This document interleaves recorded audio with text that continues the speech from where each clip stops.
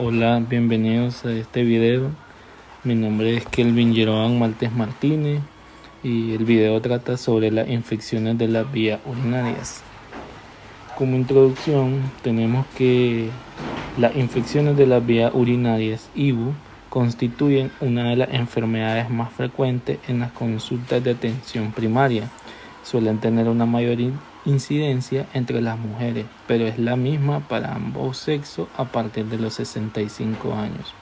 Una tercera parte de las mujeres de entre 20 y 40 años habrá tenido al menos un episodio de una infección de vía urinaria, cifra que se incrementa 1% por cada década de la vida. Se estima que a partir de los 24 años, un tercio de ellas serán tratadas después de ser diagnosticadas por su médico habitual. Como definición de una IVU, o también podemos llamarle una infección del tracto urinario, consiste en la colonización y multiplicación microbiana, habitualmente bacteriana, a lo largo del trayecto del tracto urinario.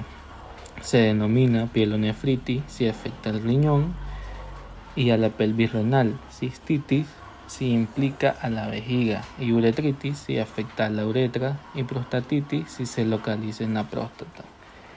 Otra definición de una IVU es muy parecida, que la colonización por bacterias uropatógenas que pueden ocasionar una respuesta inflamatoria y que van a ascender a las vías urinarias altas, por ejemplo la pielonefritis que afecta al riñón, y también a las vías urinarias bajas, que es la cistitis y la uretritis. En la parte de epidemiología, las infecciones del tracto urinario siguen en frecuencia a las del aparato respiratorio y son las infecciones nosocomiales más frecuentes. Son más frecuentes en el sexo femenino. Hasta un 50% de las mujeres pueden presentar una infección del tracto urinario a lo largo de su vida, relacionado con actividad sexual, los embarazos y la edad. En el varón, la infección del tracto urinario tiene dos máximos de incidencia: durante el primer año de vida y pasados los 50 años, en relación con la presencia de alteraciones prostáticas o manipulaciones urológicas. Las IVU son la principal causa de consulta y de hospitalización en pacientes de todas las edades, desde recién nacido hasta anciano. Su frecuencia podría variar con la edad. A partir de la adolescencia, la presentación de estas infecciones en mujeres se incrementa de forma significativa, estimándose una incidencia del 1 al 3% del total de las mujeres adolescentes. Después del inicio de la vida sexualmente activa, la diferencia en frecuencia de IVU entre mujeres y hombres se hace aún más marcada. En esta etapa de la edad reproductiva, la incidencia de infección urinaria es aproximadamente 30 veces más frecuente en mujeres que en hombres. El factor de riesgo más importante en las infecciones de vía urinaria es el embarazo. El 20% de las embarazadas presentan una infección de vías urinarias bajas en el curso de la gestación. Un 10% de los ingresos hospitalarios en gestantes se deben a infección de vía urinaria. La bacteriuria sintomática no tratada es un factor de riesgo de pielonefritis, bajo peso al nacer y amenaza de parto prematuro. En la clasificación clínica tenemos dos clasificaciones: las infecciones inferiores o de vías bajas, donde podemos tener la cistitis recurrente, la uretritis y la prostatitis. En las infecciones superiores o de vías altas vamos a tener la pielonefritis aguda y la nefritis bacteriana aguda, focal o difusa. También tenemos la infección complicada frente a una infección no complicada. Esencialmente son infecciones del tracto urinario no complicadas, las del tracto inferior, como tenemos la cistitis y la uretritis. Se engloban en este grupo las infecciones con mínimo riesgo de invasión tisular y con previsión de respuesta a un tratamiento estándar corto, o sea, 3 días. Se observan en mujeres jóvenes en edad fértil, sanas, no embarazadas, y que refieren manifestaciones clínicas de cistitis de menos de una semana de evolución. Dentro de las etiologías vamos a tener las infecciones del tracto urinario adquiridas en la comunidad. Escherichia coli es el germen causal que se encuentra con más frecuencia, en especial en las infecciones urinarias no complicadas, entre el 80 y el 90%. Se deben a un pequeño número de tipos de antígeno o de Escherichia coli. El antígeno K parece ser importante en la patogenia de la parte superior del aparato. El resto de las infecciones son producidas por otras enterobacterias como Proteus mirabilis y Klebsiella. Hablando un poco de Klebsiella, este microorganismo es responsable con mucha más frecuencia de infecciones urinarias, en especial si hay una obstrucción. Klebsiella pneumoniae también causa infecciones urinarias y de las vías biliares y peritonitis. Se encuentra presente en el aparato respiratorio y es de casi 5% de las personas sanas. La diabetes mellitus asociada al embarazo incrementa la posibilidad de adquirir infección por Klebsiella y Proteus. Hablando un poco también de Proteus, estas producen infecciones en el humano solo cuando la bacteria abandona el intestino. Se le encuentran infecciones del aparato urinario y neumonía. Las especies de Proteus van a producir ureasa y por consiguiente hidrolizan a la rapidez la urea y producen amonio. Streptococcus sapropitus es un agente causal frecuente en mujeres con actividad sexual. Proteus mirabilis es habitual en niños varones recién nacidos menores de 2 años. Enterococcus faecalis es frecuente en individuos ancianos con síndrome prostático.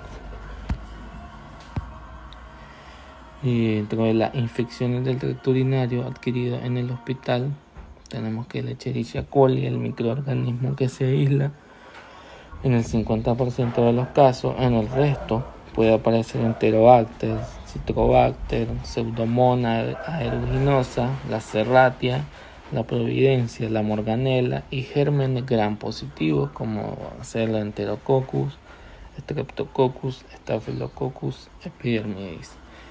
La proporción de infecciones causadas por cándida está incrementada. Los factores de riesgo de infección por cándida son el sondaje, la instrumentación de la vía urinaria, la diabetes, el tratamiento antibiótico y el trasplante renal. En las infecciones por Staphylococcus aureus y Salmonella hay que sospechar una bacteriemia de cualquier origen con afectación renal hematógena, aunque también pueden aparecer en pacientes sondados. En Corynebacterium polylyticum es de crecimiento lento en los medios de cultivo de 2 a 3 días, lo que dificulta su detección y aparece en pacientes con sondaje o nefrostomías de larga evolución. Es un germen productor de ureasa y se asocia a litiasis infecciosa e incrustaciones a lo largo de toda la vía urinaria. Hablando un poco sobre la patogenia, tenemos que van a existir factores patogénicos que modulan el riesgo de las infecciones del tracto urinario dependientes del huésped y de los factores bacterianos. Entre los factores del huésped tenemos las alteraciones del flujo urinario, alteraciones químicas u hormonales o del epitelio uretral o genital, los hábitos higiénicos, los cateterismos y la manipulación urinaria, el embarazo y la diabetes. También existe una predisposición genética, como la de los pacientes que expresan una menor medida de los antígenos del grupo ABO en la superficie de las células epiteliales, que muestran una mayor frecuencia de infecciones del tracto urinario. En los factores bacterianos, la capacidad de adhesión de las bacterias del epitelio mediante los pili o los fimbriae a mayor virulencia, o también podemos decir adherencia, la invasión se produce con inóculos menores. Dentro de las manifestaciones clínicas, vamos a tener que en la cistitis va a haber una disuria, una polaquiuria, un tenesmo y hematuria en casos graves. Y en las manifestaciones clínicas de la pielonefritis vamos a tener una fiebre mayor a 38 grados, un dolor lumbar, náusea y vómito y escalofríos. Dentro del diagnóstico de una IBU vamos a tener que el examen general de orina es el más importante. Un examen de rutina, rápido, de bajo costo y fácil acceso en los servicios de salud para la población. Además, proporciona información importante para el diagnóstico de diversas enfermedades como infecciones del tracto urinario, la diabetes y enfermedades renales. Este examen comprende el examen físico, el examen químico y el análisis microscópico del sedimento urinario. Los resultados de un examen general de orina van a mostrar en algunas muestras alteraciones en los parámetros como en el aspecto, los nitritos positivos, la cantidad de bacterias y leucocitos, los cuales se ven asociados a infecciones del tracto urinario. Así también la presencia de glucosa en orina nos hace sospechar de una diabetes. En ambos casos se recomendó a los participantes acudir a su médico, confirmar la sospecha con exámenes específicos y realizar el tratamiento adecuado. Dentro también del frotis uretral vamos a tener que el frotis uretral también es importante. El cultivo de orina es una prueba para detectar microbios como las bacterias en la orina que pueden producir una afección. La orina en la vejiga normalmente es estéril. Esto significa que no contiene ninguna bacteria ni otro organismo, por ejemplo hongos. Sin embargo, las bacterias pueden introducirse por la uretra y causar una infección urinaria. Por lo general, los médicos establecen el diagnóstico de uretritis a partir de los síntomas y la exploración. Si hay secreción, se recoge una muestra insertando un hisopo de algodón en el extremo de la uretra. El frotis uretral se envía entonces al laboratorio para su análisis con el fin de identificar el microorganismo infeccioso. Tenemos cómo podemos interpretar las tiras de orina para diagnosticar una IBU o infección del tracto urinario. Tenemos que en la parte de la actuación, si en el diagnóstico de una IBU vamos a tener nitritos positivos y esterasa leucocitaria positiva. En la alta probabilidad de una IBU vamos a tener nitritos positivos y una esterasa leucocitaria negativa. Y para tener una sospecha, vamos a indicar un cultivo de orina según un juicio clínico y vamos a considerar otras causas y realizar seguimiento estrecho en los nitritos negativos y la esterasa leucocitaria positiva.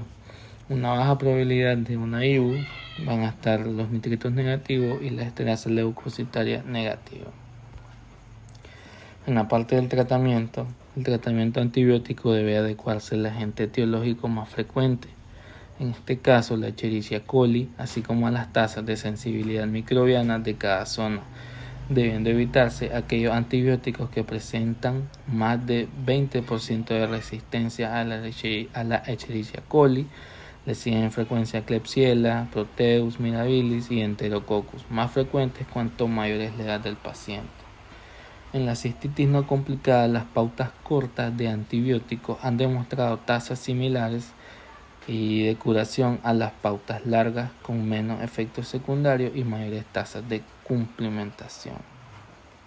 Actualmente podemos recomendar y se recomienda en todas las guías el tratamiento con una pauta corta de antibióticos, incluyendo a la mujer postmenopáusica sin otra patología asociada y considerando pauta corta la monodosis con fosfomicina, trometamol, 3 días con quinolona, 5 días con beta-lactámico y 7 días con nitrofurantoína. La cistitis no complicada se define como una cistitis aguda, esporádica o recurrente, limitada a las mujeres no embarazadas sin anomalías anatómicas y funcionales relevantes dentro del tracto urinario o comorbilidades. Solo se deberá utilizar una fluoroquinolona para la cistitis no complicada cuando se considere inapropiado utilizar otro agente antibiótico comúnmente recomendado para el tratamiento de estas infecciones. Aquí tenemos unas recomendaciones para la evaluación diagnóstica de la cistitis no complicada, que tenemos fuerza de la recomendación. En el caso de una recomendación, diagnosticar la cistitis no complicada en mujeres que no tengan otros factores de riesgo para infecciones de vías urinarias complicadas con base en una historia clínica dirigida a los síntomas de tracto urinario bajo, disuria, frecuencia y urgencia. Esto es fuerte, o sea que una recomendación que debemos de dar siempre: utilizar la prueba de tira reactiva de orina para el diagnóstico de cistitis aguda no complicada. Esto no es tan importante para un diagnóstico de una cistitis no complicada, pero sí tenemos que realizar urocultivo en las siguientes situaciones: cuando tengamos una sospecha de pielonefritis aguda, y cuando los síntomas que no se alivian o recurren dentro de las primeras semanas después de haber completado un tratamiento, las mujeres que se presentan con síntomas atípicos y en mujeres embarazadas. Cuando tengamos estas situaciones, tenemos que evaluar de una forma responsable y dirigida a los síntomas del paciente. En el caso de la prostatitis es una enfermedad de prevalencia alta, de carácter multifactorial y etiopatogenia no suficientemente conocida, con una sintomatología muy molesta. El diagnóstico es incierto y tratamiento dificultuoso. Tiene una prevalencia del 10% de los varones con mayor afección por debajo de los 50 años.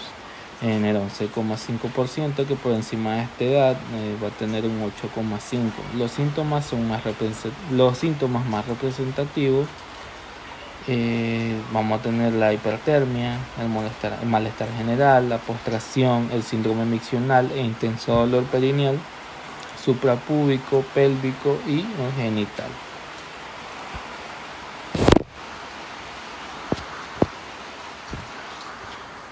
En el caso de la prostatitis, van a haber 4 tipos de prostatitis.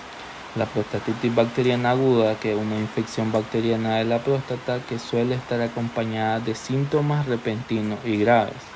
La prostatitis bacteriana crónica, una infección bacteriana continua o recurrente que va a estar acompañada en la mayoría de las veces de síntomas menos graves. La prostatitis crónica o síndrome de dolor pélvico crónico va a consistir en un dolor pélvico continuo o recurrente y síntomas en las vías urinarias sin signo de una infección. Una prostatitis inflamatoria sintomática, los signos de la inflamación de la próstata sin síntomas. Aquí vamos a tener las recomendaciones para el diagnóstico de la prostatitis bacteriana. La primera es no realizar masaje prostático en la prostatitis bacteriana aguda. Obtener una tira reactiva de orina de chorro medio para revisar nitritos y leucocitos en pacientes con sospecha de una prostatitis bacteriana aguda. Tomar un urocultivo de chorro medio en pacientes con síntomas de prostatitis bacteriana aguda para guiar el diagnóstico y ajustar el tratamiento antibiótico. Obtener un urocultivo y una biometría hemática completa de pacientes que se presentan con prostatitis bacteriana aguda. La uretritis es la infección de la uretra y el conducto que transporta la orina desde la vejiga hacia el exterior del cuerpo. Digamos que es como un tubo que lleva la orina desde la vejiga hasta el exterior del cuerpo. En las mujeres, la uretra mide cerca de 1,5 pulgadas de largo y se encuentra justo encima de la vagina. En los hombres, la uretra mide cerca de 8 pulgadas de largo, que pasa por la próstata y el pene hacia el exterior del cuerpo. Por esta razón es que las mujeres tienen más posibilidades de tener una IBU que los varones por la corta que es su uretra. En las bacterias, incluidas las de transmisión sexual, son la causa más frecuente de uretritis. Los síntomas incluyen disuria, poliuria y a veces secreción mucosa. Aquí tenemos las recomendaciones para la evaluación diagnóstica y el tratamiento antibiótico de la uretritis. Tenemos que realizar una tinción de grano, una secreción uretral o un exudado uretral para diagnosticar de forma preliminar uretritis gonocócica. Realizar una prueba de amplificación de ácido nucleico validada en una muestra de primera orina o exudado uretral antes del tratamiento empírico para diagnosticar infecciones por clamidia y gonococo. Retrasar el tratamiento hasta que se encuentren disponibles los resultados de NANT para guiar la elección del tratamiento en pacientes con síntomas leves. Realizar un cultivo de exudado antes del inicio del tratamiento en los pacientes con una NANT positiva a gonorrea para evaluar el perfil de resistencia de la cepa infecciosa. Utilizar un tratamiento dirigido a patógenos según los datos de resistencia local. Las parejas sexuales deberán ser tratadas manteniendo la confidencialidad del paciente. La pielonefritis, que supone cerca del 3% de las consultas de los servicios de urgencia, es una enfermedad potencialmente grave. Es poco común, pero grave, pero soluble en atención primaria en la mayoría de los casos con una sencilla pauta de actuación. El diagnóstico es eminentemente clínico, caracterizado por dolor intenso en el flanco o la espalda, o sensibilidad en el ángulo costovertebral, que tenemos que el 86%, una fiebre de aparición brusca en el 77%, escalofríos, náusea o vómito y síndrome cístico puede ser confirmado mediante sedimento urinario y urocultivo, salvo en las raras ocasiones en las que esta infección va a estar adquirida por vía hematógena. Se halla exclusivamente ceñida al parénquima renal.